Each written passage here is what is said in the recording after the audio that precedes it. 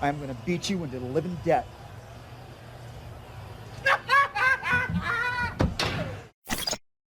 Welcome back to Yelling About Mixed Martial Arts, the show where I yell about mixed martial arts. UFC 302 can be succinctly summarized as a cuddle fest amongst friends, followed by some slow dancing, and also Dustin Poirier got submitted into retirement possibly. With 0 knockouts, 3 submissions, and a New Jersey-sized helping of scorecard shenanigans, the truest losers of the evening were anyone who spent money on the pay-per-view. You know an event sucks balls when the performance of the night bonus goes to some guy in the rafters.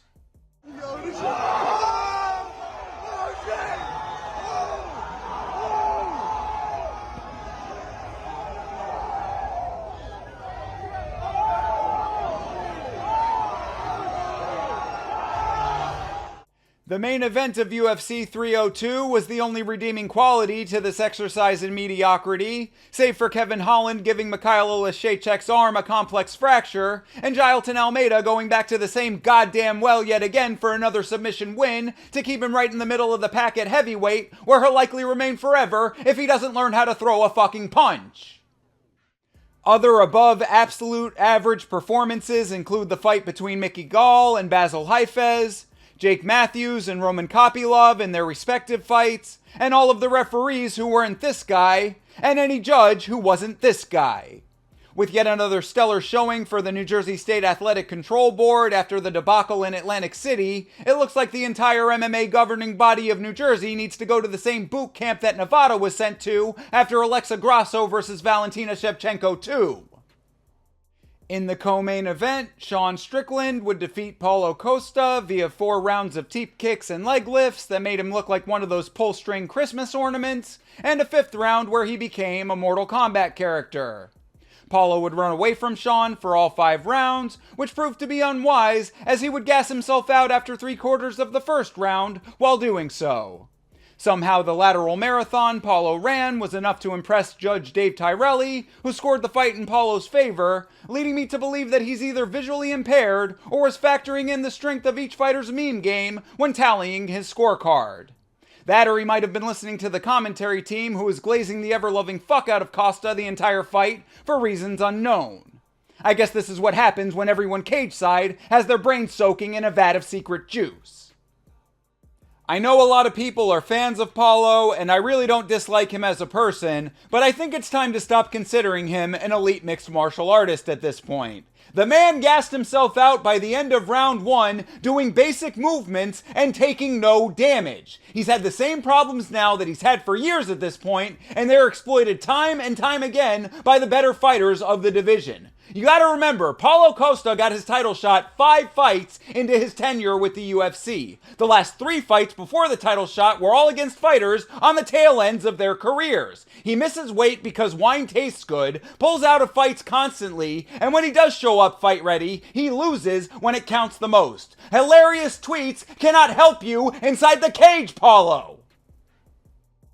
The main event of UFC 302 was a fight that I think the entire Western world wanted to see go Dustin Poirier's way, and sadly, that didn't happen. I feel that Dustin is on one side of the generational divide we're experiencing in MMA currently, and Islam Makhachev is on the other. Though he has literally nothing to be ashamed of, having taken Makhachev into the 5th round before getting caught in a submission, it's probably right for Dustin to take some time and decide what his game plan in life should be going forward. Something tells me this isn't the absolute last we've seen of him in the cage, but if it is, he goes out knowing that he is indeed a legend, one of the greatest fighters to never become an undisputed champion, and a guy who should probably never say the word motherfucker to a Dagestani. In other news, UFC 303 had its press conference in Ireland cancelled mere hours before it was supposed to take place, which had the UFC scrambling to say absolutely nothing, except that it wasn't due to any extracurricular antics on the part of Conor McGregor, leading many to believe that it was most certainly due to extracurricular antics on the part of Conor McGregor. The organization also took down the free promotional fights featuring Conor that they'd uploaded to YouTube and removed 303 from the pay-per-view schedule. It would appear that some poor dopes who shelled out 10 grand for lower bowl seats on the resale market might be feeling rather foolish come June 29th. Have fun doing literally anything else in Vegas aside from watching fights, everyone flying in from overseas? I hear the Penn and Teller show is pretty good. Also this week, the new season of The Ultimate Fighter has started, featuring coaches Valentina Shevchenko and Alexa Grasso, and good lord, the simp energy is strong on MMA social media. In the first episode, Valentina told her team that they weren't allowed to drink water during practice, which is ironic considering that all the thirsty dudes are actually on Twitter trading pictures of Alexa Grasso's feet. Shevchenko also gifted each member of her team a good luck charm in the form of a bullet, which is exactly what I'd want to put in my head were I to review every episode of this season. Last but not least, UFC 302 was the debut of the organization's new gloves, which were specifically designed to help reduce eye pokes, and wow, did they not reduce eye pokes. The logos also peeled off of them like decals on cheap infant playsets, perhaps having Fisher-Price design your new gloves as opposed to going with Trevor Whitman's design, not the best plan on the UFC's part.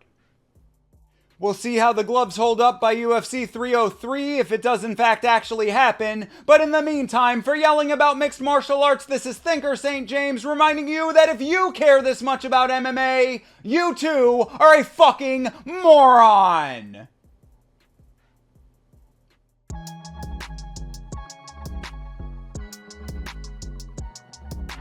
Hello, darkness, my old friend. I've come to talk with you again.